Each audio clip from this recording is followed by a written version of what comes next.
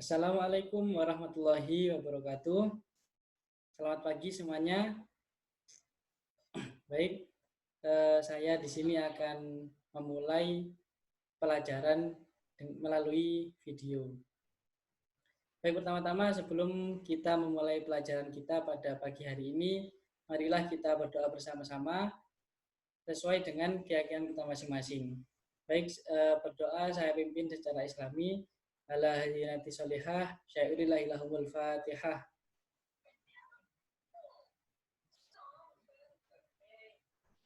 Terima kasih, doa dapat diakhiri. Baik, sebelum kita memulai pelajaran, saya ingin bertanya kepada teman-teman sekalian. Adakah yang tahu apakah yang akan kita pelajari pada pertemuan kali ini? Oke, baik, kita mulai dengan isu yang sedang hangat-hangatnya, yang sedang kita alami saat ini, yakni pandemi COVID-19 atau virus corona.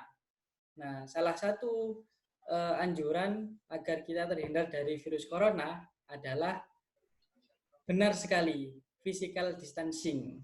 Nah, physical distancing ini ada kaitannya dengan materi kita pada pagi hari ini, yakni interaksi makhluk hidup dan lingkungannya. Baik, tanpa berlama-lama lagi, saya akan share screen berupa PowerPoint saya.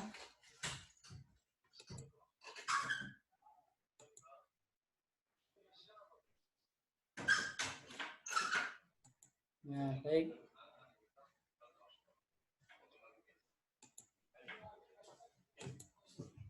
Langsung kita mulai. Ya, guys. Nah,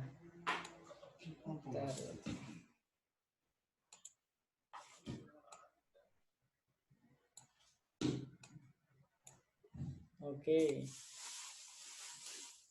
Interaksi antara makhluk hidup dan lingkungan serta dinamika populasi akibat interaksi. Dan di sini kita akan membahas konsep-konsep lingkungan dan komponen-komponennya. Baik, kita ke slide selanjutnya. Tujuan pembelajaran. Baik, jadi tujuan pembelajaran pada pertemuan kita pagi hari ini yang pertama adalah melalui diskusi, siswa dapat menjelaskan konsep-konsep lingkungan dengan benar. Yang kedua, melalui diskusi, siswa dapat menjelaskan komponen-komponen lingkungan dengan benar. Dan yang ketiga, melalui eksperimen di lapang, siswa dapat mengklasifikasikan komponen-komponen lingkungan dengan tepat. Akan tetapi, karena pembelajaran kita melalui online, yakni melalui video, jadi yang tujuan ketiga melalui eksperimen tidak kita lakukan. Baik. Untuk diskusi juga tidak kita lakukan, jadi teman-teman bisa belajar sendiri-sendiri untuk sementara ini. Baik, kita ke slide selanjutnya. Ya, ini tentang materi. Yang pertama kita akan membahas pengertian lingkungan. Lanjut ke materi yang kedua, yakni lingkungan biotik dan abiotik. Kemudian yang ketiga, interaksi dalam ekosistem membentuk suatu pola. Dan yang keempat, pola interaksi manusia mempengaruhi ekosistem. Dan yang kelima, macam-macam simbiosis. Langsung saja kita ke materi yang pertama, yakni pengertian lingkungan. Pengertian lingkungan. Lingkungan secara umum dapat diartikan sebagai segala sesuatu di luar individu. Jadi lingkungan itu adalah segala sesuatu di luar individu. Tempat kita tinggal, desa, ataupun negara Indonesia itu adalah lingkungan hidup kita. Lingkungan bermacam-macam, setiap makhluk hidup berbeda-beda.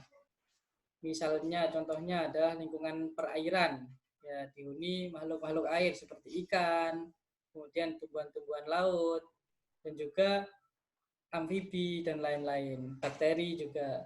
Kemudian lingkungan daratan dihuni oleh makhluk hidup yang ada di daratan, seperti contohnya rusa, kemudian kita sendiri sebagai manusia, dan juga mungkin capung, sapi, kerbau, dan lain-lain. Kemudian istilah lingkungan ini berasal dari kata environment yang memiliki arti segala sesuatu di luar individu yang merupakan sistem yang kompleks. sehingga dapat mempengaruhi satu sama lain. Nah, baik, sudah paham ya teman-teman, kita ke slide selanjutnya, ya ini tingkatan ekologi. Nah, jadi ekologi ini adalah segala sesuatu yang mulai dari tingkatan yang paling rendah ke tingkatan yang paling tinggi. Nah, ini gambar ini kami dapatkan dari murid.co.id. Jadi individu, yang pertama, individu adalah makhluk hidup itu sendiri. Yang dicontohkan di sini adalah rusa. Jadi individu adalah satu rusa. Yang dinamakan individu adalah satu rusa. Kemudian populasi. Populasi ini adalah kumpulan dari makhluk hidup tertentu yang hidup dalam satu lingkungan. Jadi populasi, dapat dikatakan populasi ini adalah makhluk hidup yang sejenis. Jika individunya adalah rusa, maka populasinya adalah populasi rusa. Seperti itu. Kemudian naik ke tingkat yang selanjutnya, yakni komunitas. Nah, komunitas ini lebih luas lagi. Yakni kumpulan makhluk hidup yang hidup pada suatu ekosistem. Jadi tidak hanya populasi rusa, tapi berbagai populasi. Misalnya di sini ada rusa, kemudian ada kambing, kemudian ada kera, dan ada burung hantu di sini. Jadi komunitas adalah kumpulan dari beberapa populasi yang hidup dalam suatu ekosistem. Kemudian naik lagi adalah ekosistem. Nah, ekosistem ini beserta lingkungannya. Seperti contohnya di sini ekosistem darat. Nah, ekosistem darat itu dihuni oleh komunitas yang berisikan populasi beruang, kemudian kera, burung hantu, ada burung elang, ada rusa, dan hidup di misalkan di lereng gunung. Nah, seperti itu. Jadi itu bisa dinamakan ekosistem. Dan ini adalah tingkatan ekologi. Sudah bisa dipahami ya, saudara? Mari kita ke selanjutnya. Lingkungan. Nah, lingkungan terdiri atas dua komponen, yakni lingkungan biotik dan juga lingkungan abiotik. Lingkungan biotik ini adalah lingkungan yang hidup. Contohnya manusia, hewan, tumbuh-tumbuhan. Kemudian lingkungan abiotik ini terdiri dari benda-benda yang tak hidup, misalkan batu, air, pasir, tanah, dan sebagainya. Nah, ini adalah contoh dari lingkungan. Jadi di sini ada lingkungan biotik dan juga lingkungan abiotik. Lingkungan biotiknya di sini terdapat tumbuh-tumbuhan laut, kemudian ada hewan-hewan laut, ikan, kemudian ada tumbuhan. Nah, untuk lingkungan abiotiknya, ya di dasar laut ini ada batu, kemudian ini laut, kemudian ada tebing, kemudian ada padang, seperti itu, padang rumput. Jadi ini merupakan contoh dari lingkungan yang ada lingkungan biotik dan juga abiotiknya. Kita ke materi yang selanjutnya, yakni interaksi dalam ekosistem membentuk suatu pola.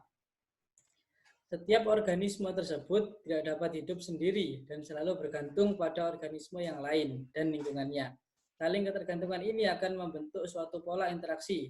Terjadi interaksi antara komponen biotik dengan komponen abiotik dan terjadi interaksi antar sesama komponen biotik.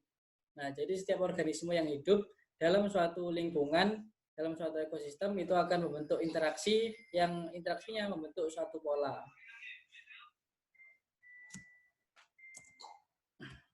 Baik, ini interaksi antar makhluk hidup dengan makhluk hidup yang lain.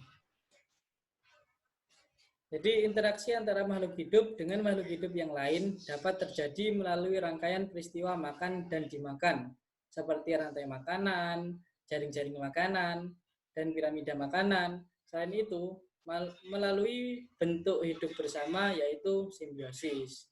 Jadi ini adalah contoh dari rantai makanan. Nah, di sini ada tumbuh-tumbuhan. Kemudian tumbuh-tumbuhan ini yang menyediakan makanan. Tumbuh-tumbuhan ini dimakan oleh belalang. Kemudian belalang dimakan oleh katak. Kemudian katak dimakan oleh ular.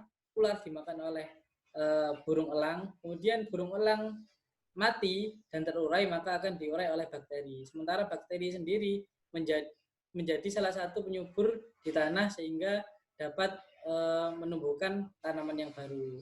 Dan terus terjadi siklus seperti ini di dalam ekosistem. Kemudian untuk piramida makanan, ini adalah contohnya piramida makanan. Yang tingkat pertama ya ini produsen. Ya, ini adalah tingkatan yang satu. Ini berisikan tanaman-tanaman atau tumbuhan-tumbuhan hijau atau sumber makanan bagi makhluk hidup yang lain. Kemudian naik ke tingkat yang dua. Tingkat yang dua ini adalah konsumen satu. Nah, konsumen satu ini adalah pemakan dari produsen. Bisa terdiri dari ayam, kelinci, belalang, burung, dan sebagainya. Kemudian naik ke konsumen tingkat 2. Konsumen tingkat 2 ini adalah pemakan dari konsumen tingkat 1. Nah, bisa rubah, kemudian ular, dan sebagainya. Dan banyak lagi, misalkan naik lagi ada konsumen tingkat 3, ada konsumen tingkat 4, seperti itu. Ini adalah piramida makanan.